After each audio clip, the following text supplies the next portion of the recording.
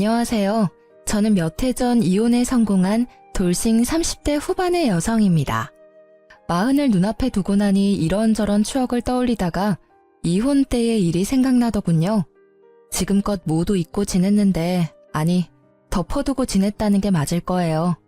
요즘 사연글을 읽다 보니 예전 일이 생각나서 제 이야기 한번 나눠볼까 해서 이렇게 글을 작성하게 됐어요. 저는 현재 간호사로 일하고 있고 예전에도 간호사로 일하고 있었어요. 남편은 지방에 있는 평범한 회사원이었고요.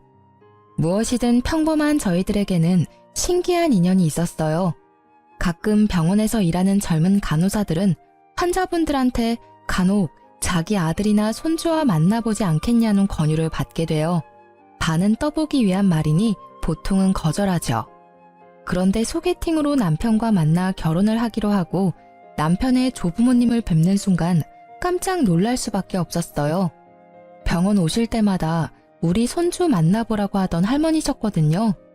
결혼 후 이 인연을 소중히 하자고 생각하고 5년을 잘 지냈어요. 사실 조모의 애정이 크다 보니 정작 시모와는 사이가 그리 가깝지는 않았어요. 그래도 제가 조부모의 사랑을 받는 걸 시댁에서는 싫어하지 않았죠. 서울 사람이 들으면 지명도 잘 모를 지방이긴 했지만 근방에서도 조부는 땅 부자, 알 부자로 주변 사람들에게는 알려져 있었거든요. 그래서인지 조부모와는 지금처럼 잘 지내길 바라는 눈치더라고요. 땅 상속에 유리할지도 모른다면서요. 그런 욕심이 나쁘다고 생각하진 않았어요. 솔직히 견물생심이라고 가까이 있으니 그런 마음이 생기는 거고 세상에 욕심 없는 사람이 어디 있겠어요? 주는 거면 감사히 받고 안 주더라도 원래 제 것이 아니니 원망할 일도 없는 거죠. 그렇게 저는 결혼 1년 만에 아들도 낳고 잘 지냈어요. 그런데 그 속담 아시나요? 미꾸라지 한 마리가 온 웅덩이를 흐린다는 속담. 그 미꾸라지 한 마리가 등장하고서 저와 시댁의 평화는 말 그대로 와장창 부서졌어요. 바로 결혼했던 남편의 누나 신우가 이혼 후 돌아오면서 모든 일이 시작됐어요. 저와 시댁 사이를 갈라놓는 유일한 미꾸라지가 바로 이 신우였거든요. 시모는 결혼 전 제가 간호사라는 걸 탐탁치 않아 했어요. 보통은 집에 의료계통 일하는 사람이 있으면 좋아하는데 유독 시모가 마음에 들어하지 않는 눈치라 왜 그런지 이유를 알아봤거든요. 그랬더니 시모 뒤에서 시모에게 이상한 이야기를 흘려놓는 사람이 있더라고요. 그 사람은 바로 신우였어요. 신우는 매번 올케가 바빠서 동생이 밥도 제대로 못 먹고 다닌다. 동생이 얼마나 시달렸으면 초췌하게 살이 쏙 빠졌다더라. 간호사들 원래 일 많이 해서 내조도 안 한다더라 등등 말도 안 되는 이야기를 시모에게 이야기하고 있더라고요. 그리고 결과는 시모의 잔소리로 이어졌죠. 저는 그러려니 했어요. 그냥 제가 더 잘하면 될 거라는 안일한 생각을 했던 것 같아요. 하루는 우리 애가 2살쯤 되었을 때 시모가 저와 남편을 시댁으로 부르더라고요. 그리고는 청천벽력 같은 소리를 하더라고요. 예, 오늘부터 네 누나 너희 집에서 살 거야. 그렇게 알고 준비해. 뜬금없는 통보였어요. 한 번도 이 일에 대해 이야기가 된 적이 없었거든요. 저는 당황해서 시모에게 말했어요. 어머님, 갑자기 무슨 말씀이세요? 형님이 저희 집에서 산다니. 그 말 그대로야. 너희들 집이 번화가에서도 가깝고 평수도 괜찮지 않니? 그렇기는 한데 너무 갑작스러운 이야기라서 저희도 방 하나 당장 비워야 하는데 이렇게 갑자기 이야기하시면 애가 아직 어려서 형님도 적응하기 힘드실 거고. 그래서 너는 싫다는 거니? 가족인데 그 정도도 못 해주겠다는 거야? 좋아, 며느리 네 생각은 잘 알겠다. 그러면 아들아, 네 생각은 어떠니? 너도 누나 집에 들이기 싫어? 결국 시모가 남편에게 물었고 남편은 손사래를 치며 답하더라고요. 그럴 리가 있겠어요. 누나 힘든 거 뻔히 아는데 우리가 도와줘야죠. 이 사람도 지금 육아 때문에 힘들어서 그런 것 같은데 걱정하지 마세요. 제가 육아랑 집안일 좀 더 도와주면 되죠. 말만 번지르르하게 한 남편 때문에 저는 지끈지끈 머리가 아파졌어요. 저렇게 말해놓고 한 번도 도와준 적도 없었거든요. 보지 않아도 알 수 있을 만큼 말만 뻔뻔하게 잘하는 남편 때문에 저는 속으로 한숨을 계속 쉬고 있었어요. 그래, 역시 가족은 가족이야.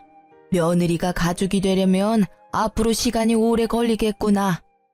그렇게 저를 단정 지으며 싸늘한 시선을 보내는 시모의 모습보다 뒤에서 심드렁한 표정을 짓고 있는 신우의 모습이 더 눈에 걸렸어요. 결국 어쩔 수 없이 6개월간 신우가 집을 구할 때까지만 우리 집에서 지내게 됐어요. 그런데 그때부터 계속 사건 사고들이 연달아 터지더라고요. 사람 하나가 늘어났을 뿐인데 해야 할 일들은 몇 배로 늘어났어요. 집을 어지르는 건 물론 자기 옷은 세탁도 하지 않고 밥도 챙겨 먹은 적 없이 제가 챙겨주는 밥 꼬박꼬박 받아 먹더라고요. 그뿐만이 아니에요. 제 물건과 옷을 말도 하지 않고 사용하는 바람에 저는 스트레스가 극에 달했어요. 저는 물건을 아껴 쓰는 편인데 신우는 제 것을 아무렇게나 막 쓰면서 자주 잃어버리기까지 했어요. 그렇게 잃어버린 제 물건이 손가락의 개수를 넘어갈 때쯤에는 저도 참을 수 없었어요. 그렇지만 무턱대고 뭐라 할 수 없었기에 몰래 안방에 홈캠을 달아놨어요. 제 물건은 모두 드레스룸에 넣어두기 때문에 남의 안방에 들어오지만 않으면 될 일이잖아요. 그렇게 홈캠을 달고 일주일도 지나지 않아 신우와 저는 한판 싸우게 됐어요. 저에게는 결혼 전날 조모에게 받은 물건이 있었어요. 그것도 시모 몰래 주신 중요한 물건이었거든요. 시할머니가 시집 올 때 받은 패물인데 그걸 저에게 주셨어요. 그만큼 제가 조모에게는 귀엽고 애정 있는 손부였다는 뜻이었겠죠. 그래서 저도 그걸 안방 이불장 안쪽에 몰래 넣어뒀어요. 다른 장신구들은 화장대에 있는 장신구함에 넣어뒀으니 설마 도둑이 들더라도 이런 곳까지는 뒤지지 않을 거라 생각해서 숨겨둔 아주 중요한 물건이었어요. 그런데 그게 사라졌더라고요. 저는 너무 놀라 홈캠을 돌려봤어요. 제가 출근한 다음에 신우가 들어와 옷장을 뒤졌더라고요. 마치 도둑처럼 말이죠. 저는 그걸 확인하고는 당장 신우를 찾았어요. 신우는 시댁에 갔다고 하더라고요. 저는 신우가 올 때까지 기다리지 않고 시댁으로 찾아갔어요. 솔직히 말해서 시모에게 신우의 행동을 알려주고 싶다는 생각도 있었어요. 그래서 빨리 신우를 내보내고 싶었거든요. 시댁에 갔더니 신우가 거실에 있더라고요. 형님, 저랑 이야기 좀 해요. 무슨 이야기? 나는 할 말 없는데? 저는 할 이야기가 많아요. 이때까지 제 옷이며 가방 없어질 때도 참았거든요. 그런데 이건 좀 아니죠. 어떻게 도둑처럼 장 안을 뒤져서 물건을 가져갈 수 있어요? 도둑? 옳게. 무슨 말을 그렇게 해? 내가 자기 물건 좀 썼다고 해서 그런 식으로 말하는 게 말이나 돼? 옳게 내 집에 얹혀 산다고 나 지금 꼽주는 거니? 어이가 없어서? 그냥 내가 꼴 보기 싫으면 꼴 보기 싫다고 말해. 시댁이라서 말 못하니? 물건을 좀 쓰신 게 아니죠. 가져가면 다시 돌아오질 않잖아요. 게다가 이번에 가져가신 물건은 명백하게 장을 뒤져서 가져가신 거예요. 아니, 어떻게 집주인이 감춰둔 물건을 뒤져서 가져가실 수가 있어요? 결국 제 입에서 큰 소리가 터져나오고 안쪽에서 난리가 났더라고요. 방에서 나오는 시모의 얼굴 뒤로 조모의 얼굴도 보였어요. 저는 아차 싶었어요. 이런 모습을 보여드리고 싶지 않았으니까요. 게다가 조모에게 받은 걸 잃어버렸으니 제 표정을 본 건지 신우의 얼굴이 당당해지더니 그 피해자처럼 굴더라고요. 엄마, 올케가 나 도둑으로 몰았어. 아니, 같이 사니까 옷이 섞이거나 물건이 섞이는 건 어쩔 수 없는 거 아니야? 그걸 보고 이렇게 시댁까지 와서 큰 소리치고 올케는 도대체 뭐 하는 사람이야? 올케야말로 무고한 사람을 범죄자로 몰잖아. 내가 그렇게 싫었어? 나도 그렇게 오랫동안 올케네 집에 있을 생각 없었어. 상황이 안 돼서 좀 길게 있는 것뿐인데 왜 매번 이렇게 나를 도둑 취급하는 건데? 증거도 없이 날 의심하고 아무리 봐도 올케는 날 그냥 싫어하는 것뿐이잖아. 도대체 뭘 잃어버렸길래 나한테 와서 이러는 거야? 뭘 잃어버렸냐는 말에 할 말이 많았던 제 입이 꾹 닫혔어요. 그리고 저도 모르게 시할머니 눈치를 보게 되더라고요. 시모 모르게 준 물건이라 그 이야기를 꺼내는 게 너무 조심스러웠거든요. 거 봐. 뭘 잃어버렸는지도 모르면서 나를 도둑 취급하고. 그래, 너 뭘 잃어버렸길래 이 난리야. 별거 아닌 거 잃어버린 거면 그냥 네가 참고 넘어가. 네 신우가 일부러 그랬겠어? 그건 금으로 된 십자가 목걸이하고 귀걸이에요. 요즘 건 아니고 좀 오래된 장식이긴 한데 그건 정말 소중한 거라서. 아니, 넌 꼴랑 목걸이 하나 때문에 이 난리를 피운 거야? 차라리 내가 돈으로 주마. 그 정도로 이 소란을 떠는 거야? 시모는 별거 아니란 식으로 이야기했고 그 말을 들은 신우는 느긋하게 고개를 끄덕이더라고요. 그게 중요한 게 아니죠, 어머님. 전 그걸 장롱 안쪽에 깊숙하게 숨겨놨어요. 그런데 그걸 형님께서 가져간 거예요. 그건 장 안쪽을 뒤지지 않으면 못할 행동이라고요. 아니, 보자 하니까 내가 그랬다는 증거 있어? 증거도 없으면서 사람 범인 취급하면 안 되지. 저는 결국 폰을 열어 홈캠에 저장된 영상을 보여줬어요. 신우와 시모, 조모가 그 동영상을 보았죠. 그걸 보고도 신우는 큰 소리 치더라고요. 그래, 가져갔어. 그치만 그딴 싸구려 비싼 것도 아니잖아. 같이 살면 빌려줄 수도 있는 거고. 솔직히 뒤져서 가져갔든 우연찮게 가져갔든 가족인데 이렇게 의심해서 홈캠까지 설치하고. 진짜 치졸하다. 어떻게 이렇게 사람을 함정에 빠지게 만들어? 그래, 너도 좀 너무했다. 물건이 없어지는 게 아무리 싫어도 이런 식으로 사람을 시험하듯이 카메라를 설치하고 그러면 안 되지. 그리고 그런 거 설치했으면 말을 해줬어야 되는 거 아니야? 네가 그걸 설치했다고 했다면 얘도 더 이상 그런 행동은 안 했겠지. 저는 시모의 말에 더 어이가 없었어요.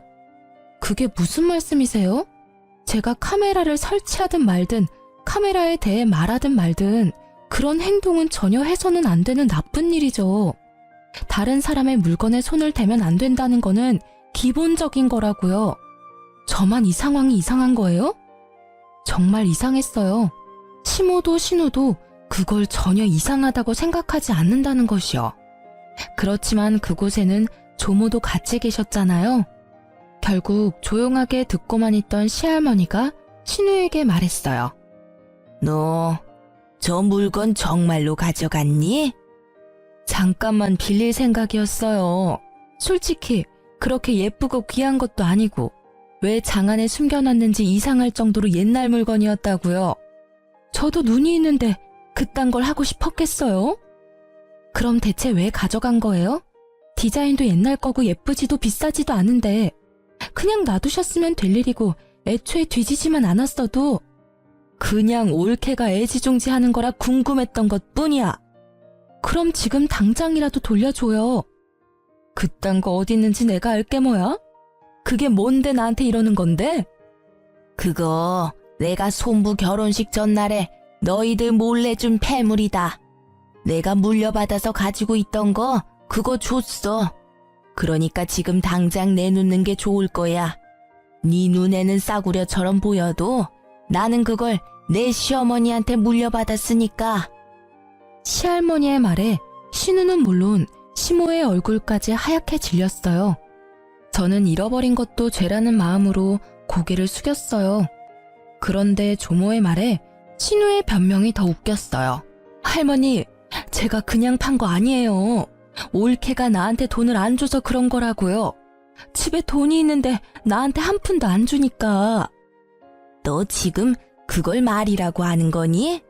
애미야, 너는 도대체 딸 자식 교육을 어떻게 시킨 거야? 올케 돈이 네 돈이니?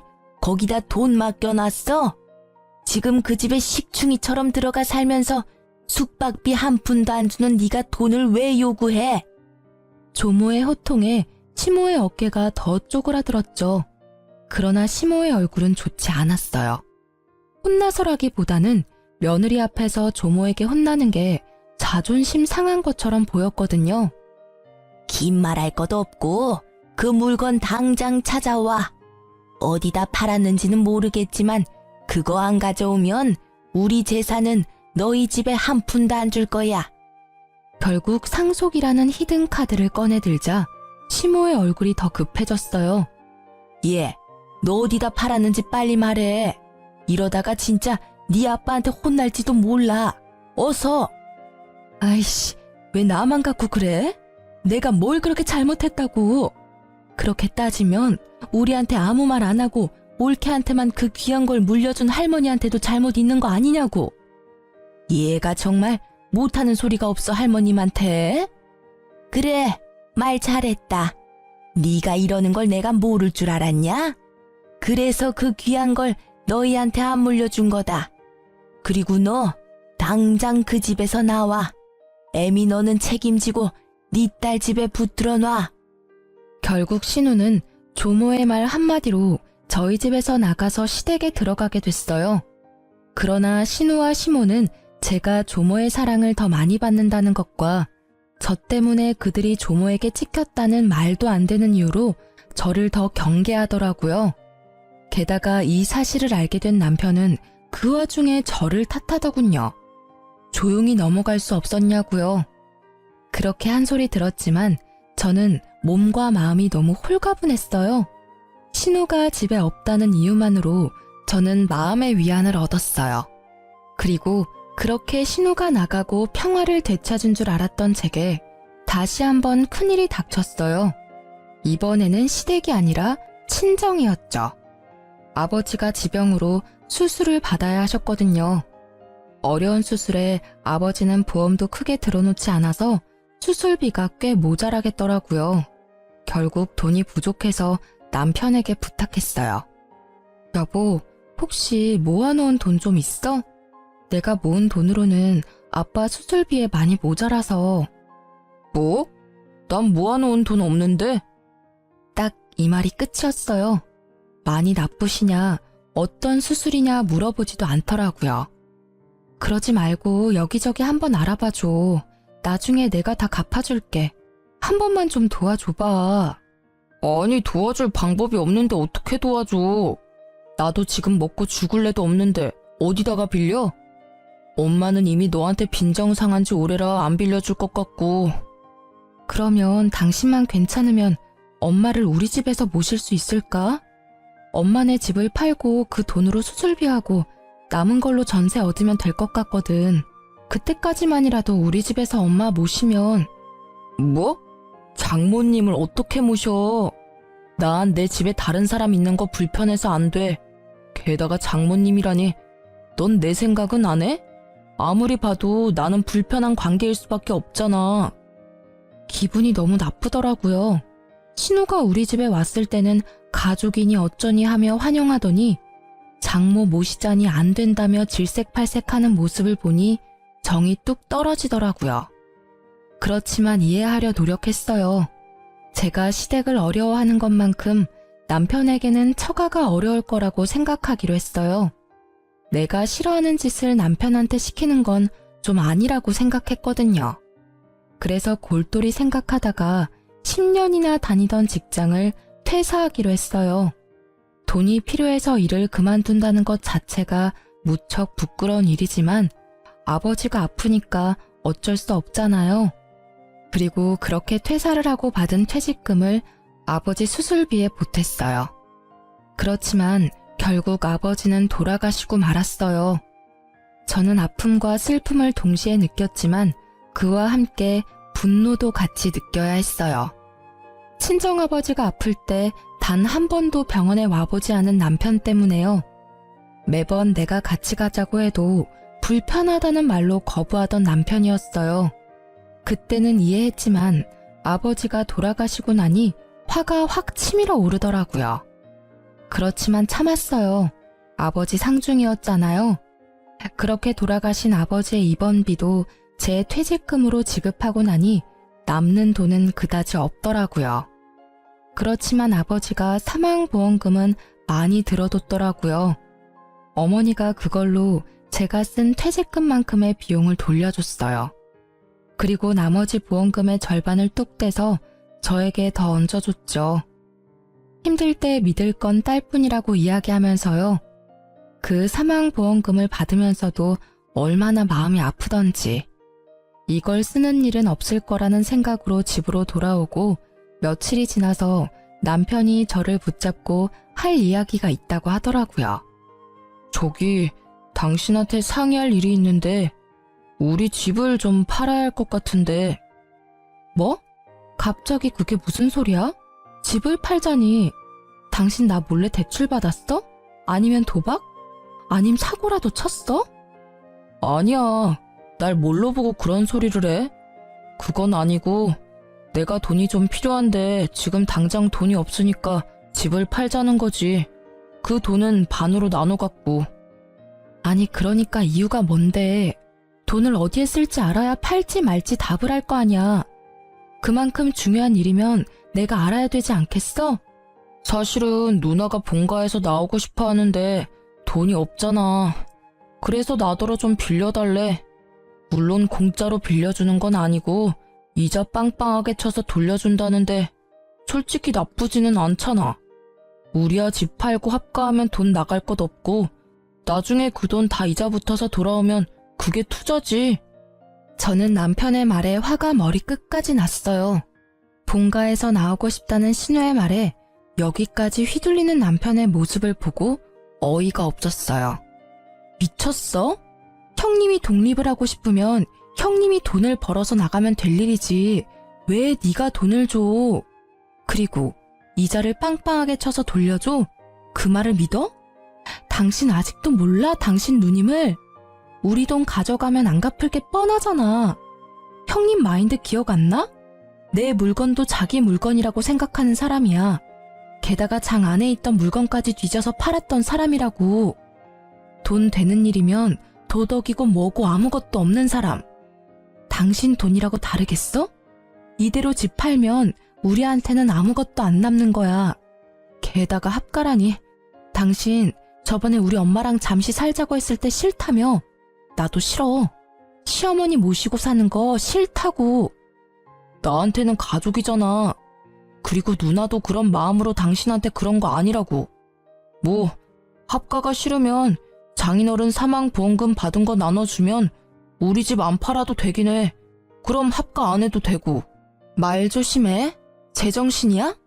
네가 설마 제정신으로 장인어른 사망보험금 이야기 꺼낸 건 아니지? 아버지 아플 때 와보지도 않았던 게 너야. 세상 모든 사람이 그 돈에 대해 이야기할 수 있지만 너는 안 되지. 네가 우리 아빠 보험금 이야기 꺼낸 것부터가 잘못된 거라고. 내가 일부러 안 간 건 아니잖아. 나도 미안하게 생각하고 그래. 그치만 이미 지난 이야기고 이미 돌아가셨으니까 하는 말이지. 그렇다 해도 그 돈은 네 돈이 아니라 내 돈이거든? 그걸 네 마음대로 뭘 하자마자 할 게 아니라고. 화를 내다 보니 갑자기 그런 생각이 들었어요. 남편은 꽤나 단순한 사람이거든요. 아버지의 사망보험금 이야기를 이렇게 꺼낼 리가 없어요. 만약 이걸 원했으면 처음부터 그 보험금 이야기부터 했겠죠. 대화의 처음은 보험금이 아니라 신우의 독립자금이었으니까 그때 생각이 났어요. 합가는 밑밥으로 뿌리고 원래 원했던 게 보험금이라면 이걸 계획한 사람은 신우일 것이라는 확신이 생겼어요. 설마 형님이 당신한테 시켰어? 우리 아버지 사망보험금 가져오라고? 아니야. 우리 누나가 왜 그런 소리를 해? 넌 진짜 가족애를 몰라. 사람이 덜 됐다고. 누나를 왜 그런 식으로 몰아가는 건데? 그리고 장인 어른은 돌아가셨지만 누나는 살아있잖아. 남편의 그 마지막 말에 있던 미운 정도 뚝 떨어진 저는 시댁에 가서 단판을 짓기로 했어요. 그런데 그곳에도 제 편은 없더라고요. 형님이 이 사람한테 저희 아버지 사망보험금 가지고 오라고 시켰어요? 그게 무슨 말이야. 생사람 잡지 마. 나 그런 소리 한 적 없어. 옳게도 진짜 너무하네. 아니 시부모님 모시기 싫으면 싫다고 하면 될 일이지. 왜 여기까지 와서 나한테 딴지 거는 건데? 그걸 몰라서 물으세요. 솔직하게 말해서 이 사람 우리 아버지 사망보험금 있다는 거 알았어도 그다지 신경 안 쓰고 있었거든요. 그런데 그걸 누나 집 사는데 사용하자고 하니까 이상하잖아요. 이때까지 신경도 안 쓰던 돈을 갑자기 지금 이야기할 이유가 없으니까요. 예, 너 아무리 신우가 편해도 이렇게 갑자기 와서 이러는 건 예의가 아니라는 생각 안 하니? 무슨 애가 예의도 모르고 갑자기 찾아와서 이런 짓을 해? 그리고 합가 이야기 나도 들었지만 네가 이런 식이라면 내가 더 싫다 얘.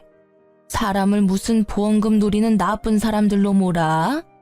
그냥 시부모 모시기 싫으면 싫다고 말을 하면 되지. 이런 식으로 구는 건 너무하다는 생각 안 하니? 이 일을 일으킨 신우에 대한 잘못을 이야기하는 사람은 아무도 없고 이곳까지 와서 신우에게 따진 저를 시부모 모시기 싫은 며느리로 몰아가더라고요. 결국 저는 참을 수가 없었어요. 알았어요. 저도 이런 일로 이렇게 부딪히는 거 더 이상 피곤해서 안 하려고요. 당신, 우리 이혼해. 나는 합가 못하고 아버지 보험금도 못 줘. 그러니까 이혼하고 재산 분할해. 그리고 나서 그 돈으로 당신이 형님한테 돈을 주던지 말던지 알아서 해. 당신도 알겠지만 이 이혼의 원인은 당신한테 있으니까 나는 절대로 애는 안 뺏길 거야. 제 말에 남편이 먼저 반응했어요. 뭐? 이혼하자고 하면 내가 무서워할 줄 알았어? 해! 내가 왜 못해? 어차피 이혼하면 나보다 당신이 더 힘든 거 알지? 한 입으로 두말하지 말라고. 나중에 나한테 돈이 없으니 빌려달라니 뭐 그딴 말은 하지 말라고. 애는 안중에도 없고 그저 돈. 이 사람이 내가 결혼한 그 남자가 맞나 싶더라고요. 그래, 둘이 헤어지면 되겠네. 여자가 이혼하고 나면 얼마나 웃긴 꼴을 당하는지 모르지? 다른 사람들한테 욕 얻어먹는 건 너야. 시어른 모시기 싫어서 이혼한다는 며느리. 잘 됐지. 알아서 나가준다니. 시어른 모시고 못 모시고가 중요한 게 아니거든요. 장인 사망보험금을 자기 누나 집 사는데 보태겠다는 남편과 시댁이 어이없어서 이혼하는 거예요. 어떻게 남의 아버지 사망보험금을 넘봐요? 여기 있는 사람들 중에 우리 아버지 아플 때 병문안 온 사람이 한 사람이라도 있긴 해요. 진짜 뻔뻔하고 부끄러움을 모르는 사람들이 누군데? 저는 빽 고함을 질러주고는 뒤도 보지 않고 집에 와서 아이와 제 짐을 싸서 집을 나갔어요. 이혼할 때까지 얼굴도 마주하고 싶지 않았거든요. 물론 이혼 서류도 바로 작성해서 보내기로 결정했죠. 그렇게 나오니 화는 여전했지만 그래도 조금은 속이 편했어요. 그 인간들 얼굴 안 봐도 되니까요. 이혼 과정도 순탄치만은 않았어요. 소송 중에 남편은 저를 가족에 충실하지 않은 아내로 몰아가더라고요. 그래서 저는 신우와 남편, 시모의 괴롭힘을 이혼 사유로 밀고 나가기로 했어요. 이때만 해도 남편의 조부모님은 우리의 이혼 소송을 알지 못하는 상황이었어요. 안 봐도 눈에 훤했죠. 제가 조모에게 관심 받는 걸 아는 시모가 어떻게든 그걸 숨긴 거겠죠. 아마 결과가 자기들한테 좋게 나오면 이야기하려 했을 거예요. 그렇지만 그렇게 되기 전에 조부모님과 저는 우연한 기회로 다시 만나게 됐어요. 바로 저의 새로운 직장에서요. 제가 퇴직하고 직장 자리를 알아보던 중에 요양병원을 소개받아 일자리를 옮기게 됐거든요. 그런데 그곳에 조모와 조부가 찾아오셨더라고요. 물론 제가 있어서 온 건 아니어서 저를 보시고는 깜짝 놀라셨죠. 보니까 다른 보호자를 데리고 오지 않은 것 같더라고요. 그날 조모는 초기 치매를 진단받았어요. 조부는 제가 이 병원에 있는 걸 보더니 조모를 이곳에서 케어하길 바라더라고요. 아무래도 최근 노환으로 거동도 많이 불편해지는 바람에 집에서 돌보실 수 없는 상황이 된 것 같았어요. 그래서 저는 여기 모시면 제가 최대한 손 닿는 데까지는 잘 보살펴 드리겠다고 했죠. 조부는 그걸 고마워하고 입원 수소까지 마쳤어요. 그렇게 조모가 입원하고 한 달이 되고 결국 조부를 제외한 어느 누구도 병원을 찾지 않더라고요. 그런데 딱 한 달이 되는 날에 병원으로 가족들이 우르르 찾아왔더라고요. 물론 그 중에는 이혼 소송 중인 남편도 있었죠. 그 사람은 퇴근길에 제게 전화해 잠시 만나자고 하더라고요. 무슨 일이야? 바쁘니까 빨리 끝내줄래? 많이 바빠? 그럼 내가 당신 집으로 가서 이야기해도 될까? 지금은 어디 살고 있어? 혼자서는 많이 힘들지? 갑자기 내 생각해주는 척 말하는 남편이 굉장히 수상해 보였어요. 내가 혼자 기다려서 그런 거니까 빨리 용건만 말해. 당신 혹시 집으로 다시 돌아올 생각 없어? 당신한테 서운하게 했던 건 내가 다 미안하게 생각해. 앞으로 절대 그럴 일 없도록 노력할 테니까 이혼 소송 취하하고 돌아와. 뭐? 내가 왜 그래야 하는지 이유를 설명해봐. 설마 고양이 쥐 생각해주는 건 아닐 테고, 당신이 선량한 마음에 나와 아들을 생각해서 그러는 것도 아닐 테고. 왜? 신우가 또 돌아오라고 시켰어? 이번에는 뭐가 목적인데? 목적이라니 그런 거 아니야. 그냥 당신이 그 병원에 있는 걸 보니까 당신하고 나한테 모두 도움이 될 일이라고 생각해서 이런 제안을 하는 거지. 절대로 다른 뜻은 없어. 그래서 뭐가 우리 둘한테 도움이 되는 일인데. 잘 들어봐. 할아버지가 어제 오셔서 할머니를 잘 모시는 사람에게 가지고 계신 땅을 모두 주겠다고 하셨거든. 근데 병원에 딱 당신이 있잖아. 할머니도 당신한테 의지 많이 하고 있고, 당신도 땅 가질 수 있는 절호의 기회지. 그리고 누나도 당신한테 사과하고 싶다고 하기도 했고, 그래서 사실 이번에 만나면 꼭 우리 본가에 당신 초대하라고 했었거든. 그 말에 진짜 어이가 없더라고요. 딱 보니 병수발은 나한테 맡겨두고 땅은 자기들이 꿀꺽할 생각이면서 마치 저한테 땅이라도 챙겨주겠다고 이야기하는 그 사기꾼 같은 얼굴이 진짜 짜증났어요. 게다가 더 열받는 건 이 생각이 모두 남편 머리에서 나온 게 아니라는 사실 때문이죠. 이런 생각은 역시 신우가 아니면 못할 생각이에요. 남편은 굉장히 단순하거든요. 하도 간곡히 부탁하는 남편 때문에 시댁에 한번 방문했죠. 옳게 왔어? 자, 앉아. 우리 할 이야기 있지? 사실 내가 이제까지 좀 너무했다는 생각은 해. 내가 옳게 하고 같이 사는 바람에 이래저래 오해가 생겼으니까. 그래도 이제는 그럴 일 없잖아. 우리는 같이 살 일 없고 내가 더 이상 올케한테 돈 빌려달라고 할 것도 아니고. 동생한테 다 들었지? 그런 이야기야. 우리가 싸울 필요가 없잖아. 올케가 할머니만 잘 모시면 우리 모두 좋은 일인데. 안 그래? 이 말을 듣는 저는 신우의 뻔뻔함에 기가 찼어요. 딱 봐도 제게 사과를 하겠다는 의도보다는 그저 조부의 땅을 위해 우리 사이에 오해가 있다는 얄팍한 말로 자기 합리화를 시키고 있더라고요. 그 의도가 너무 뻔해서 저는 코웃음을 치며 말했어요. 그래서 지금 저한테 할머님 모시고 땅 받아오라 이 말씀이세요? 그 땅 때문에 이제 와서 저한테 사과 아닌 사과 하시는 거고요. 형님의 그 말이 사과가 맞긴 해요? 미안하다, 잘못했다 한마디 없는 사과도 있네요. 그쵸? 그리고 할머니 모시면 저한테 땅을 주긴 할 거예요. 저는요, 한 번 속지 두 번은 안 속아요. 여기 있는 사람들이 저 이용하려는 거 눈에 훤하거든요. 차라리 깨끗하게 이혼하고 여기서 빠질게요. 잘 됐네. 우리도 올케 입장 확인했으니까 됐어. 올케가 지금 어정쩡한 상황이라 우리도 곤란했거든. 땅 욕심 없으니까 경쟁에는 안 끼일 테니까 하루라도 빨리 이혼해. 그럼 이제 우리 집에서 나가줄래?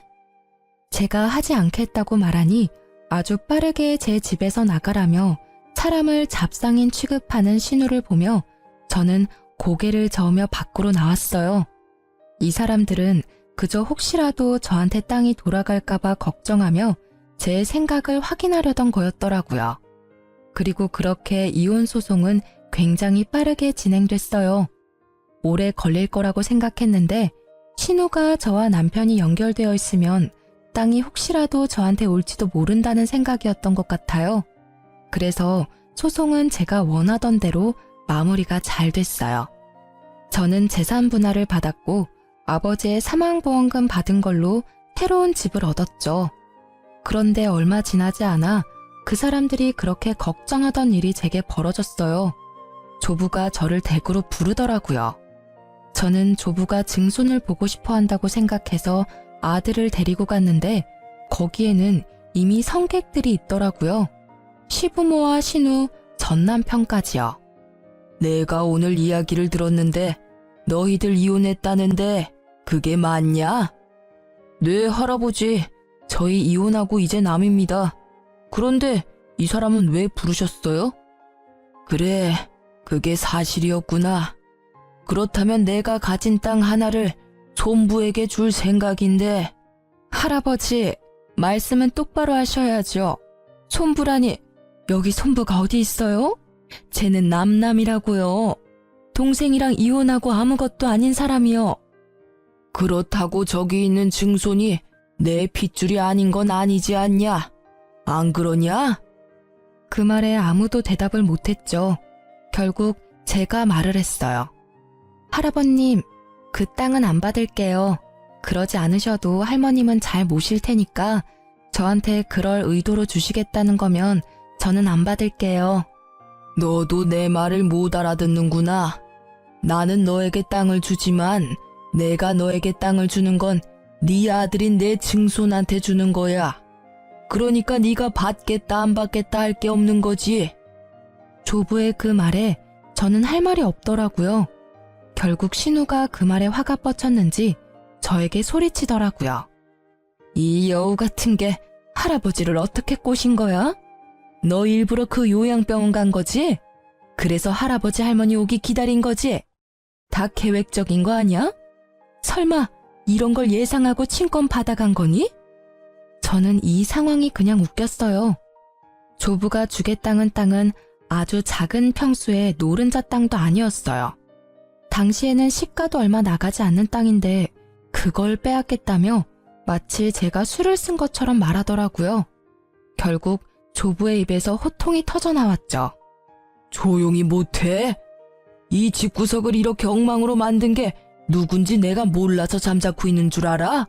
어디서 네 할머니 열심히 보살피는 손부한테 그런 막말을 짓거리는 거야? 네 할머니 입원하고 병원 찾아간 사람이 여기 누가 있냐?